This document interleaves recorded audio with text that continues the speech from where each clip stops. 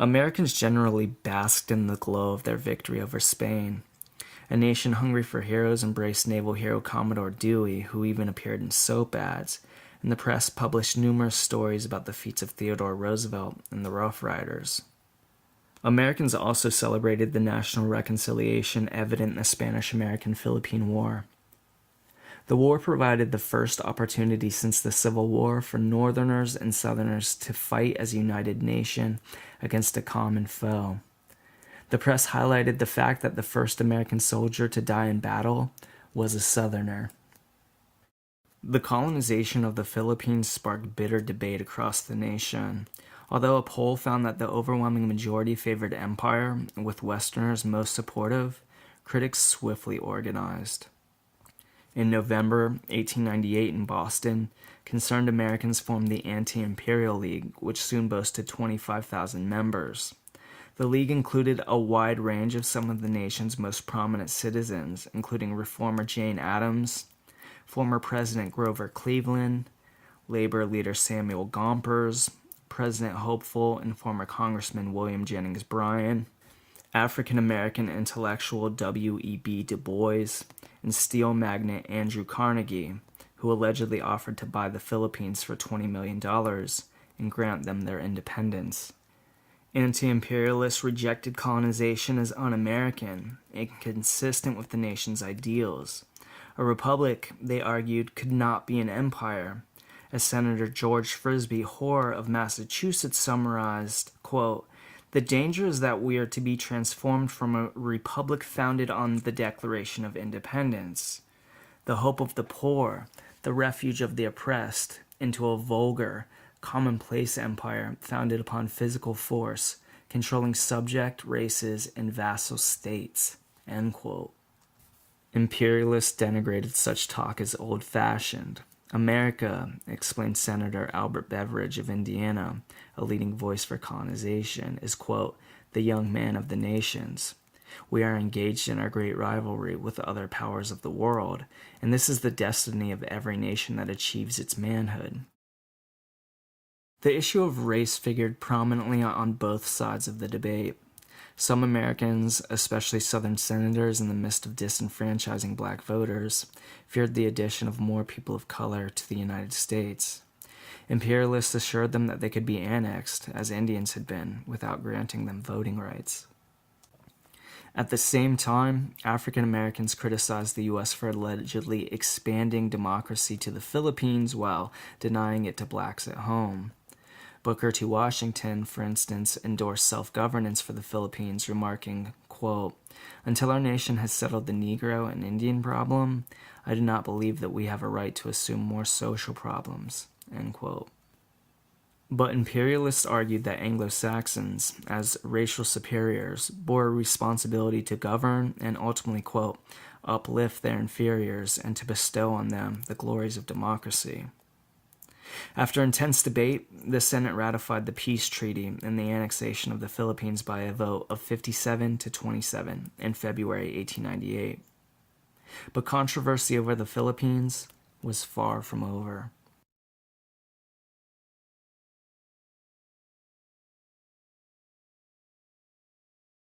Even as the Senate ratified the peace treaty with Spain, the U.S. found itself entangled in an ugly war of oppression against Filipinos demanding their independence. Led by Emilio Iguanado, freedom fighters had aided U.S. troops when they invaded the islands, viewing them as allies against colonialism.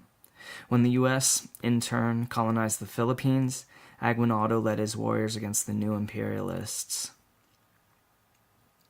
After fighting a conventional war in November 1899, Aguinaldo organized a guerrilla campaign against U.S. occupiers.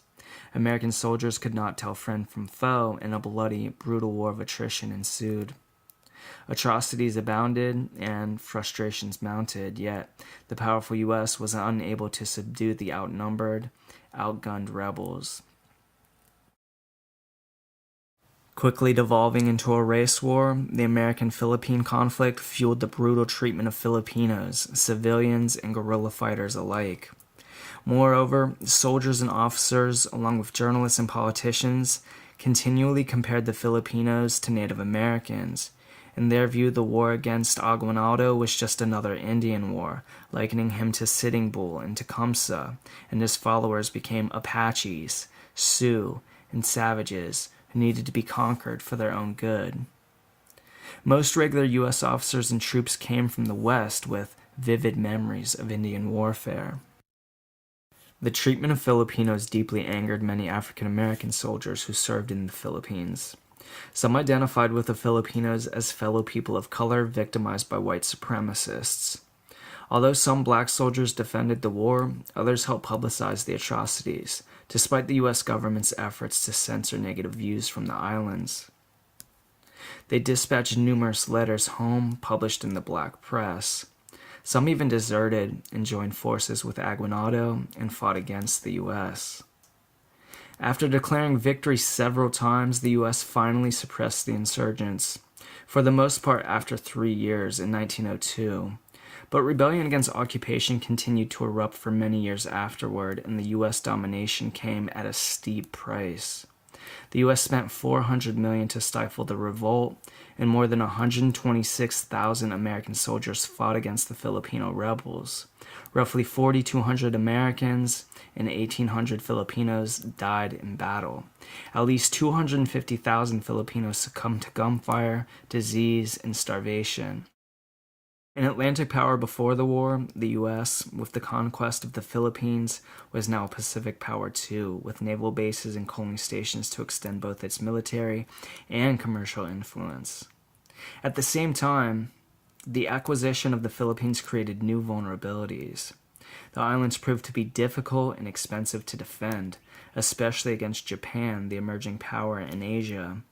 Should the Japanese choose to expand southward, the U.S. would find itself at war.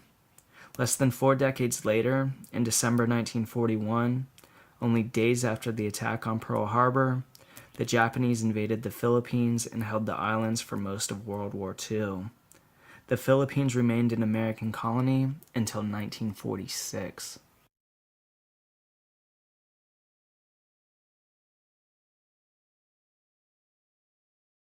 The ratification of a peace treaty with Spain in February 1898 allowed McKinley to address land grabs in China that threatened to close access to the vast China market.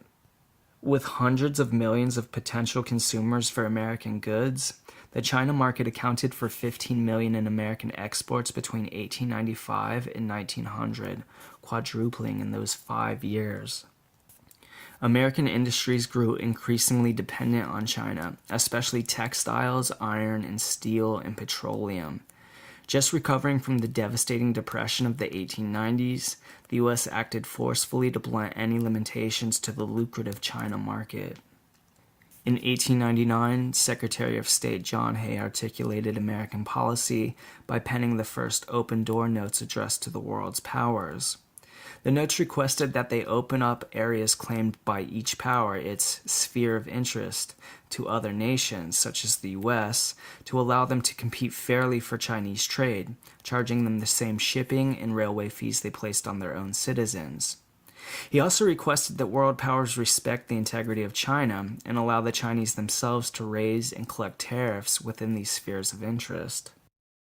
Hay's open-door notes initially prompted only minimal response. Great Britain and Japan affirmed the policy. The remaining powers, France, Germany, and Russia, evaded a firm commitment to the open-door policy. They simply refused to ensure its implementation. But Hay had made the claim that the world's powers had consented to the open door in China. Confident that the U.S. could compete successfully on a fair and equal playing ground, Hay had successfully, through diplomatic means, achieved tacit agreement for the U.S. to market its goods to all of China.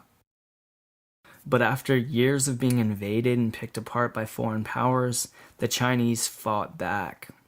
In 1900, a secret organization called the Righteous and Harmonious Fist, dubbed the Boxers by foreigners for their boxing rituals, began a violent attack to eradicate, quote, foreign devils and their myriad influences in China.